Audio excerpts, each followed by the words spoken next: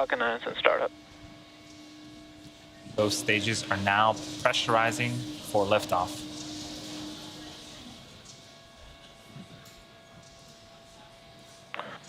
Falcon 9, Starlink, LD is go for launch. The launch director has given the final go for launch. All systems are ready. Let's watch as Falcon 9 takes our 53 Starlink satellites into orbit. T-minus 30 seconds.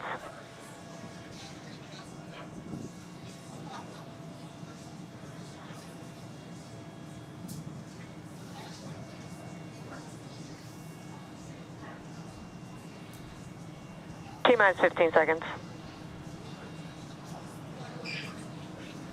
10, 9, 8, 7, 6, 5, 4, 3, 2, 1, 0. Ignition. And liftoff. M1D chamber pressure phenomenal. Vehicle is pitching downrange.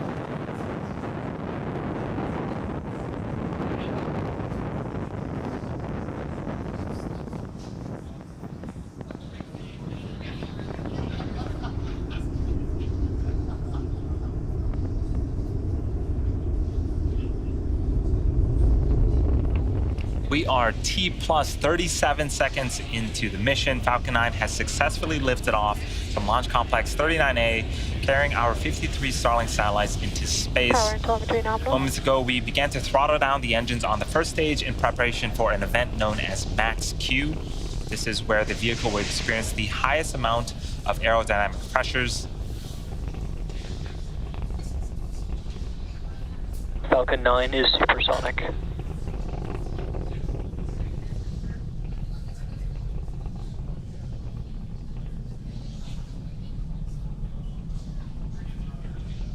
Max Q.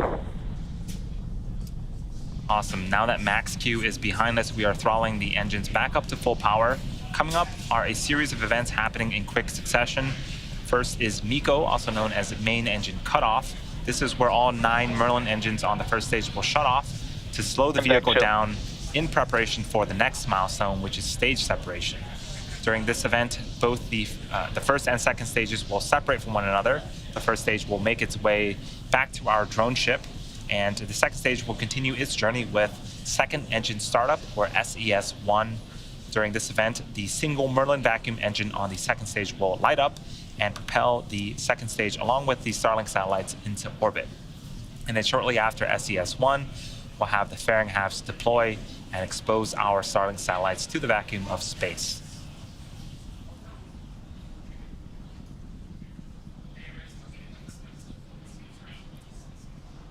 First of those events is expected to happen in a few seconds here.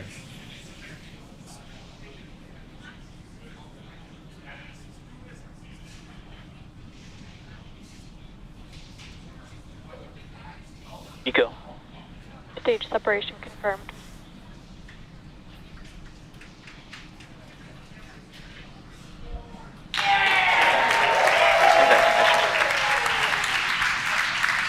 Fairing separation confirmed. All right, so as you just saw and heard, we successfully had main engine cutoff, stage separation. The second stage Merlin vacuum engine you see on the right-hand side of the screen has successfully started up, and we saw the 2 fairing halves deploy.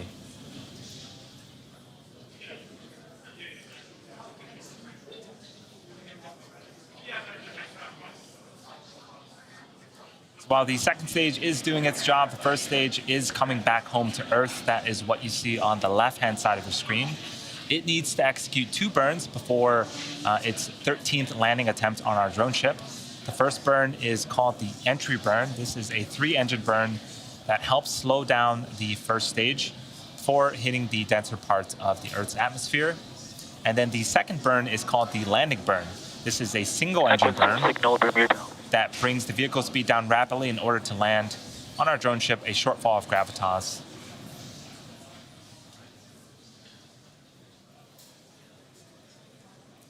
To aid in recovery, we have a couple of tools that the first stage uses. So if you look closely on screen, you're seeing some bursts of gas. That is nitrogen from our attitude control system, and that helps to orient the first stage rocket. And then also on screen, we have a view of 2 of our 4 hypersonic grid fins. Those are the honeycomb-like structures that you see. Those will swivel and pivot, and those that helps to steer the first stage back to its targeted landing zone.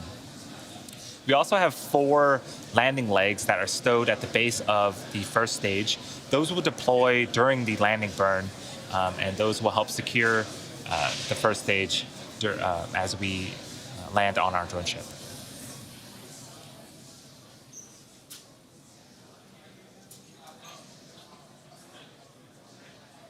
We still have about 2 minutes left before the first stage entry burn. Again, the first of 2 burns for the first stage.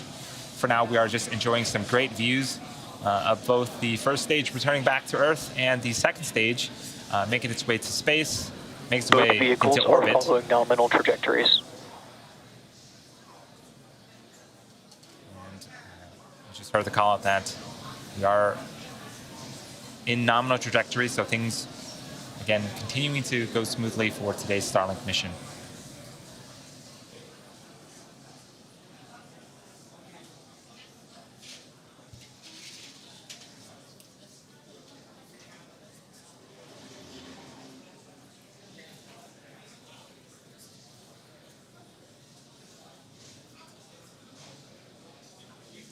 For those that are just joining us, we are in the middle of our 49th Starlink mission. If you weren't able to catch the liftoff, don't worry. We have 2 more launches this weekend, so be sure to tune in.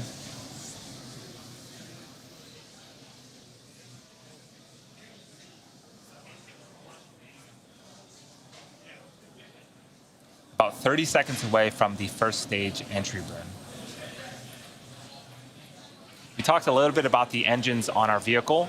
The engine that you see on screen is the single Merlin vacuum engine, which is optimized to perform in the vacuum of space. It can produce over 220,000 pounds of thrust in the vacuum of space. The first stage engines are optimized to perform at sea level, and those can produce about 190,000 pounds of thrust.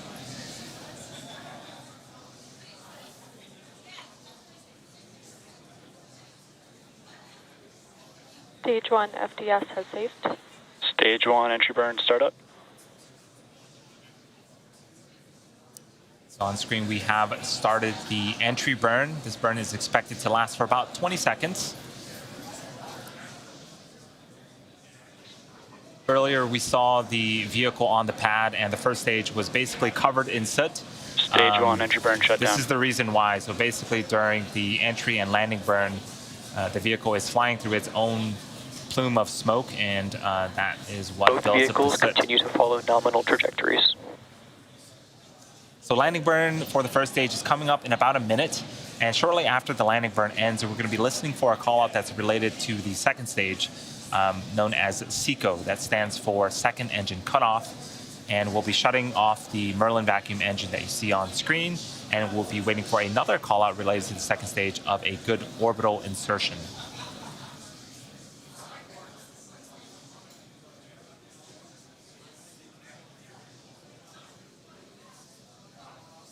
Stage 1 transonic.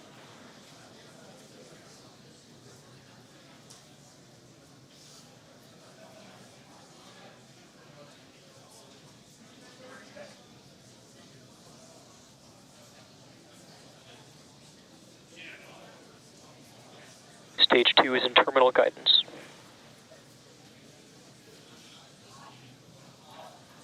Stage 1 landing burn. Stage 2 FDS has saved. So our landing burn has begun. It's a single engine burn. This is also the period where we'll deploy our landing legs. And here comes our first stage for the 13th time, attempting to land on our drone ship. Stage 1 landing leg deploy.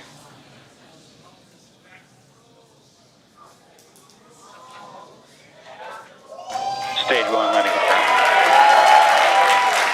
And X marks the spot for the 13th time.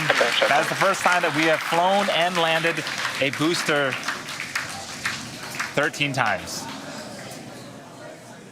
Acquisition of signal, Newfoundland. Nominal orbit insertion. That is a great way to start the mission. And we also just heard the call out that the second stage engine has successfully shut off and is now in a nominal orbital insertion. With confirmation of both of those, we will confirm deployment of our Starlink satellites via SpaceX's social channels, but we'll also leave the mission audio live on our YouTube channel if you'd like to follow along through payload deploy. Thank you to the Federal Aviation Administration and our current Starlink customers, and of course to all of our viewers. As mentioned earlier, for those of you interested in even more space content, we're not done launching rockets just yet. Stay tuned for the SARA 1 mission scheduled to launch from Vandenberg Space Force Base at 7:20 a.m. Pacific time tomorrow. Launch coverage will begin about